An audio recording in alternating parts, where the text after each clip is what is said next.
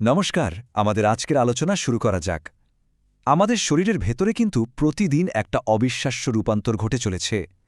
আমরা যে খাবার খাই সেটা কিভাবে আমাদের ভাবনার, চলার, এমনকি বেঁচে থাকার শক্তিতে পরিণত হয়। চলুন আজ হজম প্রক্রিয়ার সেই দারুণ জার্নিটার একেবারে গভীরে প্রবেশ করি। এই প্রশ্নটা দিয়েই শুরু করি। ভাবুন তো একবার, একটা সাধারণ খাবার থেকে আমাদের শরীরের কোটি কোটি কোষের জন্য প্রয়োজনীয় শক্তি, এই পুরো রাস্তাটা কিভাবে তৈরি হয়। চলুন আজ সেই যাত্রার প্রত্যেকটা মোড় আমরা ঘুরে দেখি। তো আমাদের পুষ্টি গ্রহণের এই জার্নিটার মোট 5টা মেইন স্টপেজ আছে। প্রথমে আমরা খাবারটা খাই, তারপর শরীর সেটাকে একদম ছোট ছোট অংশে ভাঙে, সেখান থেকে জরুরি পুষ্টিগুলো শুষে নেয়, সেই পুষ্টি ব্যবহার করে শক্তি তৈরি করে, আর সবশেষে অপ্রয়োজনীয় বর্জ্য শরীর থেকে বের করে দেয়। এটাই হলো পুরো প্রক্রিয়াটার একটা বেসিক ম্যাপ। চলুন এবার আমাদের ট্যুরের প্রথম বড় অংশে ঢুকে পড়া যাক। আমরা এখন দেখব খাবারটা ঠিক কোন পথে, মানে কোন হাইওয়ে ধরে এগোয়। এটাকে আসলেই একটা মহাসড়কের সঙ্গে তুলনা করা যায়, যার বিভিন্ন স্টপেজে বিভিন্ন রকম কাজ হয়। আমাদের হজম ব্যবস্থার বুঝলেন দুটো মেন পার্ট আছে। একটা হলো পৌষ্টিক নালী, মানে ওই লম্বা রাস্তা বা হাইওয়েটা, আর অন্যটা হলো পাচক গ্রন্থি। এগুলোকে ভাবতে পারেন রাস্তার পাশের ফ্যাক্টরি, যেখান থেকে এমন সব রস বেরোয় যা খাবারকে ভাঙার জন্য ঠিক যেন রাসায়নিক কাঁচির মতো কাজ করে। তো খাবার প্রথমে মুখে ঢোকে, জার্নি এখান থেকেই শুরু। তারপর খাদ্যনালী দিয়ে সোজা নেমে যায় পাকস্থলিতে। পাকস্থলী একটা মিক্সার গ্রাইন্ডারের মতো কাজ করে। এরপর খাবার পৌঁছায় ক্ষুদ্রান্ত্রে, যেখানে কিনা হজম আর শোষণের আসল কাজটা হয়। আর একদম শেষে বৃহদন্ত্র জল শুষে নিয়ে বর্জ্য তৈরি করে। এই যে লম্বা রাস্তাটা, মানে পৌষ্টিক নালী, এর দেয়ালটা কিন্তু সাধারণ নয়। ভাবা যায় এটার 4 লেয়ার বা স্তর আছে। একদম বাইরে থেকে ভেতরে এগুলো হলো সেরোসা, মাস্কুলারেস, সাবমিউকোসা আর মিউকোসা। প্রত্যেকটা স্তরের একদম নির্দিষ্ট কাজ আছে, যা পুরো হজম প্রক্রিয়াটাকে ঠিকঠাকভাবে সচল রাখে। শুধু রাস্তা থাকলেই তো আর হয় না, তাই না? কাজটা করার জন্য তো লোক চাই। আমাদের হজমের আসল কাজটা যারা করে তারা হলো এই রাসায়নিক কর্মীরা, মানে বিভিন্ন গ্রন্থি থেকে বেরিয়ে আসা উৎসেচক। চলুন এবার এদের সঙ্গে আলাপ করা যাক। তো কারা এই কর্মী বাহিনী? সবার প্রথমে আসে মুখের লালা গ্রন্থি। তারপর পাকস্থলীর ভেতরেই আছে গ্যাস্ট্রিক গ্রন্থি।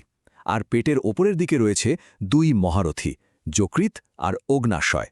এদের প্রত্যেকেই হজমের জন্য একদম স্পেশাল কিছু রস তৈরি করে।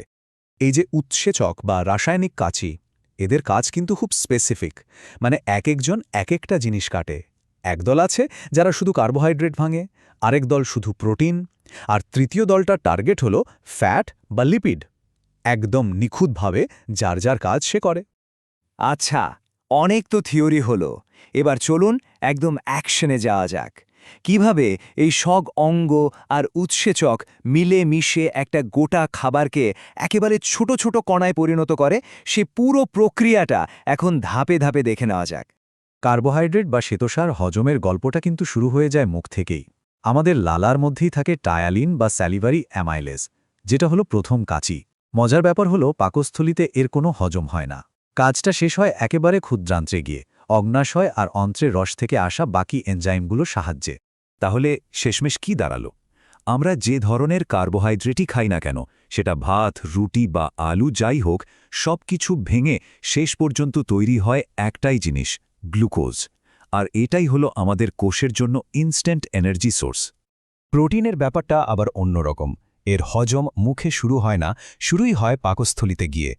পাকস্থলীর ভয়ঙ্কর অ্যাসিডিক পরিবেশে পেপসিন নামের এক শক্তিশালী উৎসেচক প্রোটিনকে ভাঙার কাজটা শুরু করে, আর ফাইনাল টাচ দেয় ক্ষুদ্রান্ত্রের ট্রিপসিনের মতো আরও কিছু এনজাইম।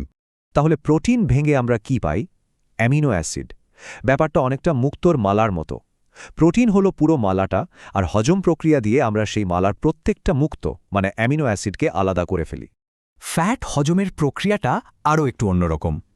এখানে একজন স্পেশাল প্লেয়ার আছে, সেটা হলো যকৃৎ থেকে আসা পিত্তরস। এর কাজ হলো বড় বড় ফ্যাটের দলাকে সাবানের ফ্যানার মতো ছোট ছোট কণায় ভেঙে দেওয়া। এই প্রক্রিয়াকে বলে ইমালসিফিকেশন। এরপরে আসল এনজাইম লাইপেজ এসে ওই ছোট কণাগুলোর ওপর কাজ করতে পারে। তো ফ্যাট ভাঙার পর আমরা পাই দুটো খুব সরল উপাদান, ফ্যাটি অ্যাসিড আর গ্লিসেরল। আমাদের শরীর ঠিক এই দুটো জিনিসকেই শোষণ করতে পারে। খাওয়ার তো ভাঙা হলো, কিন্তু কাজ তো এখনো বাকি। এই যে ছোট ছোট পুষ্টির কণাগুলো তৈরি হলো, এগুলোকে তো এখন সারা শরীরে পৌঁছে দিতে হবে, তাই না?